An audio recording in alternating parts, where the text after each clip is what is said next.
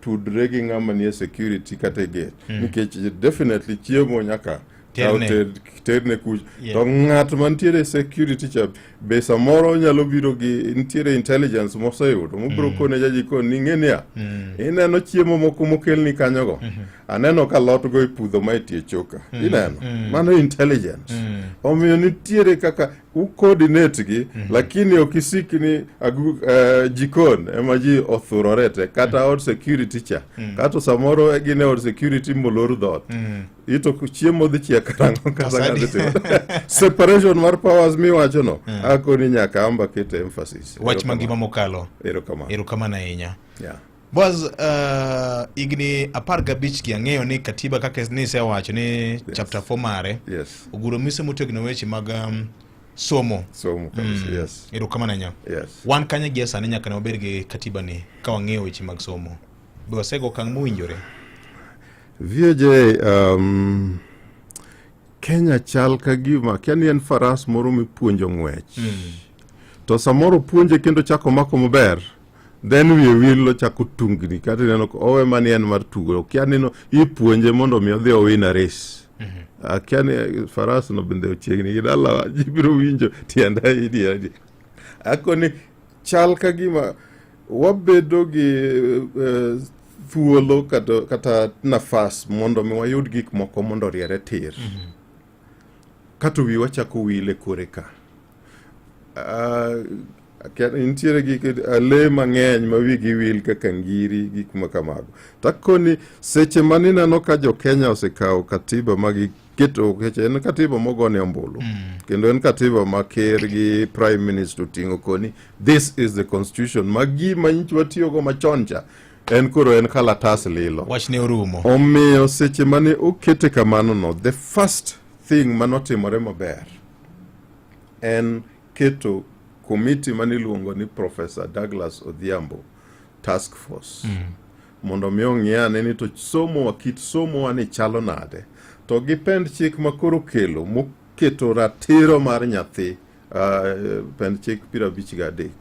kata ratiro mana mar somo kwa jumla pend chik 43 to ere kaka wadwa ni mondo wang'i gigik momok mang'eny kata na pend chik 237 mar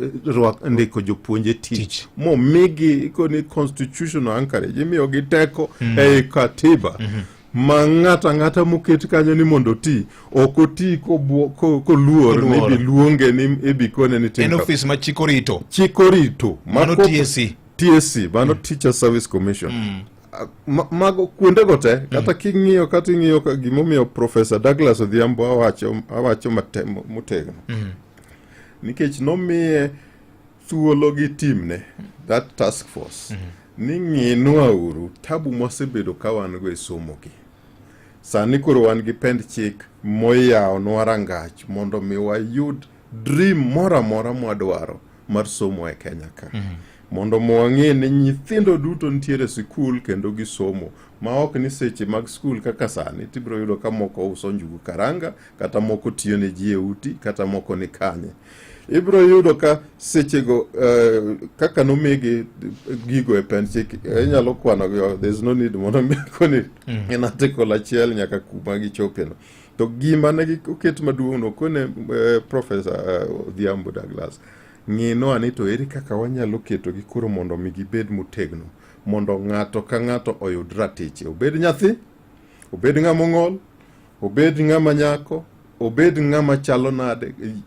jowa matindo madhi e mbalariany nikech mano pend chik 55 ibiro yudo ni oger gi kanyo kendo orit gi motegno kata kanyo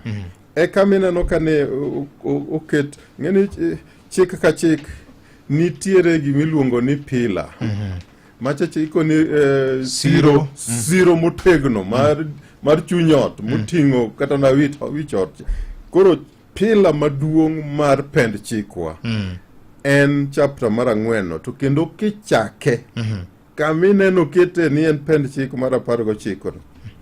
owachi ni samora mora mitimo gimora mora mondo mi okel ber ne jo Kenya kidwa ni mondo mi tim gimiluongo ni policy kati dwa loso chike bunge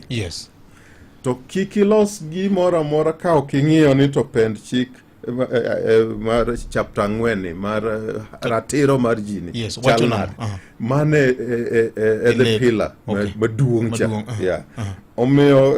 kanyo kati dwa ng'iyo wache mag uchumi, kati dwa ng'iyo wache mag somo, kati dwa ng'iyo wache mag ndara, kati dwa ng'iyo wache mag kaka relate gi jok mane oko, kati dwa ng'iyo gimoro ma child protection, gigo duto tete ni nyaka ing'i mana diere kanyo. Emomiyo kanomi Douglas Odhiambo mondo mi otim tijini, wino notiyo gi joge notiyo kata bedo ni environment na chalo nade to notiyo mogolo report. Kato ng'ini okogolo report mowe kanyo kaka koro Munavu nowewa e kore yamo. Ogolo report moko ni mondo mi gini timre enabling legislations, yani chike mabiro konyowa mondo gigo timre. Basic Education Act 2012. Ukoni ma jotendwa mantiere parliament odhi ong'i mondo mi giketi obed maber. Ukoni Universities Act mondo mi odhi olosi, yani wang'iyo ni to ere kaka wadhi rieyo somo makuro. Ukoni TVET Technical Vocational Education and Training ma uting'o polytechnic, uting'o kuonde gote. Ukoni TVET Act no bende nyaka ong'i. Ukoni gimiluongo ni the quality standards and quality assurance. En framework moro ma koponi ok wang'iye malong'o nyaka wa assess maber, ukawa wakoni mondo mi chik marito NEC, Kenya National Examination Council, warie wategi kama mang'iyo kaka curriculum miloso muting'o kama iniluongo ni Kenya Institute of Education kato loke KICD, Kenya Institute of Curriculum Development, warie kama. Odhiambo nolng'eyo gigi gilange mokoni kaber kwa dhi mbele ng'ieuru gigi biro konyowa. Abiro kawo ni examples kuom ber gi kano oketogo.